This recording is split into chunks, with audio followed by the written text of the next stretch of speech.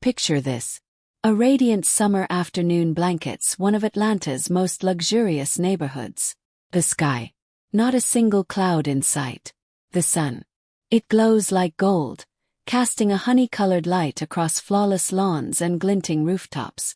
The air itself feels like a lullaby, soft, warm, and lazy, humming with the slow rhythm of summer. And right in the middle of this picture-perfect moment sits Michael Carter, a man who's earned every second of this peace. A retired police officer with 15 years of sweat, sacrifice, and grit under his belt. After years of juggling overtime shifts, pinching pennies, and chasing a dream most would have given up on, Michael finally made it. And not just anywhere. He's now the proud homeowner of a show-stopping residence in one of Atlanta's most upscale, envy-inducing communities. His house. Oh, it's more than just walls and windows. It's a two-story beauty, with architecture that makes people stop and stare. Manicured hedges, flowering vines, and a front yard so pristine it could be in a magazine. And the best part. That glimmering, crystal-clear pool out back that catches every ray of Georgia sunshine. It's not just water, it's his private escape. His sanctuary built from sheer determination. Michael, soaking it all in, leans back in his lounge chair, eyes closed, body at ease. The whisper of the trees, the songs of the birds, the distant hum of lawnmowers, it all blends into a peaceful soundtrack of well-earned success. But suddenly, blaring sirens. They slash through the calm like a knife. Startled, Michael bolts upright, heart thudding. What now? Two police cruisers screech to a halt in front of his home, tires screaming on the pavement. The doors swing open. Officers step out slowly, hands close to their holsters, eyes scanning. They approach the gate, guarded but calm. "Sir," one of them calls out, voice tight with formality. "We've had a report. Someone says there's a suspicious individual trespassing in this pool area." Michael's stomach drops. Oh, he doesn't need to ask. He knows exactly who picked up that phone. He turns his head just slightly, and there she is. Right on cue. Karen Thompson, his neighbor, peeking out from behind those thick curtains with a look of smug satisfaction plastered across her face. This isn't her first rodeo. But what she doesn't know, it's going to be her last.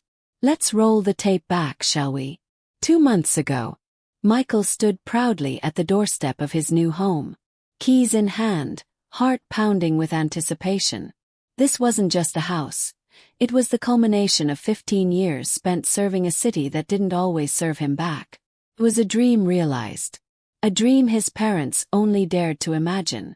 And now he was living it. The former owners had taken exquisite care of the place. Everything from the polished floors to the freshly painted shutters screamed luxury. But what really caught Michael's eye? That backyard pool. The moment he saw it shimmering under the Atlanta sun, he was sold.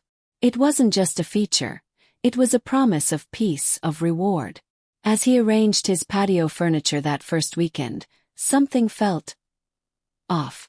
He looked up and there she was, Karen, standing at her second-story window. Phone glued to her ear. Eyes locked onto him with a stare that pierced. Michael, ever the gentleman, smiled and offered a friendly wave. But instead of waving back, she ducked behind the curtains. Cold. Calculated. The very next day, Michael stepped out to run some errands. Just a routine trip to the hardware store. But while he was away, his phone buzzed. Motion alert from the security system. Curious, he checked the feed. And what he saw made his jaw clench. Karen, walking into his backyard like she owned it. Designer swimsuit. Designer towel. Designer audacity. She slid onto a lounge chair, dropped her things without a care in the world, and dipped her toes into his pool like it was an Airbnb. When Michael returned home and confronted her, her reaction, absolutely surreal. "Oh," she gasped, pressing a hand to her chest like she was on Broadway. I assumed you were the new pool guy. The last owners always let me swim here." Michael didn't even blink. His years on the force had taught him how to stay calm under pressure, even ridiculous pressure. "Ma'am," he said, voice calm but firm, I'm not the maintenance guy. I'm the new owner. And next time, I expect you to ask before entering my property. Karen blinked, stunned. You. The owner, she repeated, her voice a mix of disbelief and something uglier. She scanned him, up and down, as if her eyes were searching for a reason to believe he didn't belong. There must be some mistake, she murmured. I know the realtor. She never mentioned. She trailed off, waving a hand vaguely at his face. The implication. Loud and ugly. Michael stood tall. There's no mistake, Mrs. Thompson. This is my home. And you right now are trespassing. Her smile faded. The resentment in her eyes boiled up, but she grabbed her things and huffed. We'll see about that. And oh, she meant it. In the weeks that followed, Karen's antics escalated from annoying to alarming. One Saturday morning, Michael awoke to laughter. Flashes, voices. He stepped outside and nearly exploded. Karen had invited friends.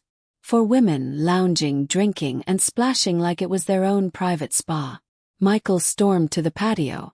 Ladies, you need to leave. This is private property. Karen, lounging on a raft like Cleopatra, didn't even sit up. Relax, she drawled. We're just having a little fun. You barely use the pool anyway. One of her guests stood up quickly, sheepish. She told us she had permission, the woman whispered. Michael clenched his jaw. Mrs. Thompson, he said, keeping it professional, this is your final warning. Next time I'll be calling the police. Karen smirked. Go ahead, she sneered. My husband golfs with Captain Richards. Good luck. That was it. That afternoon, Michael upgraded his security system to full high-definition, 24/7 recording. Because if there's one thing his years in law enforcement taught him, always document everything. Sure enough, the footage piled up.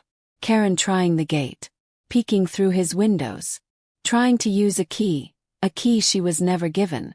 And the final straw, her book club, in his yard. Michael came home to find 8 women sipping rose by the pool like it was a hotel. This time he didn't hesitate. He called the police. The responding officers, Davis and Martinez, recognized him immediately. Mike. Long time, Davis said. Then he looked around and sighed. Ah, one of these. Karen tried her usual routine. Fake tears.